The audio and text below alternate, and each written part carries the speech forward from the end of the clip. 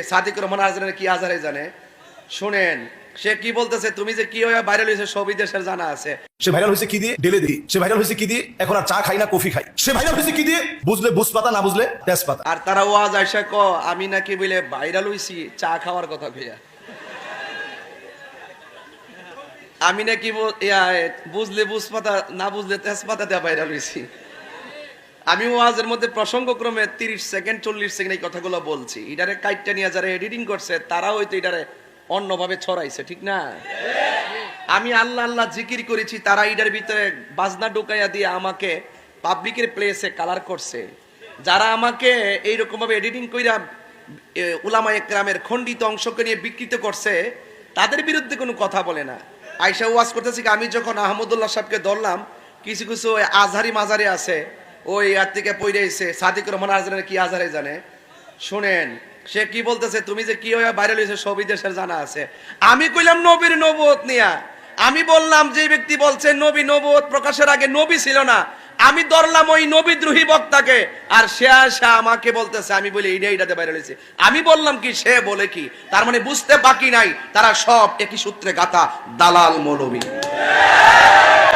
কথা বলেন ঠিক কিনা বলেন এই দালাল মৌলবীদের সাথে আমাদের কোনো সম্পর্ক না হ্যাঁ তবে একটা জিনিস আমি বুঝতে পারছি 2 দিনে যে তারা সুযোগ পাইছে কারণ এখন তো ওয়াজের সিজনটা ডাল না এখন ওই মসজিদের মেহরাবে জুম্মা সার ওই রাত্রে 2টা 3টার পরে অনেকগুলা বুম বাইন না ক্যামেরা একটি লাগা ওই অনেকগুলা কিনে আনছে এরকম 20-25টা আর না এইভাবে মসজিদের ভিতরে লাগায় সবাইজন ঘুমায় জায়গা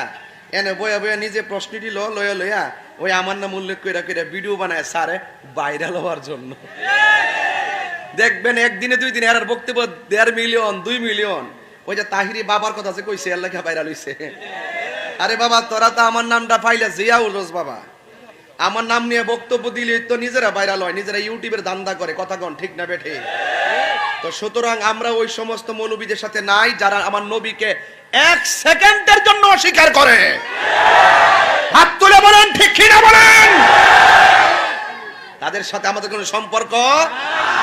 আমার নবী কবরে শরীরে থাকার ক্ষমতা আছে না নাই আমার নবী এখনো রওজা মুবারক উম্মতি করে কি করে না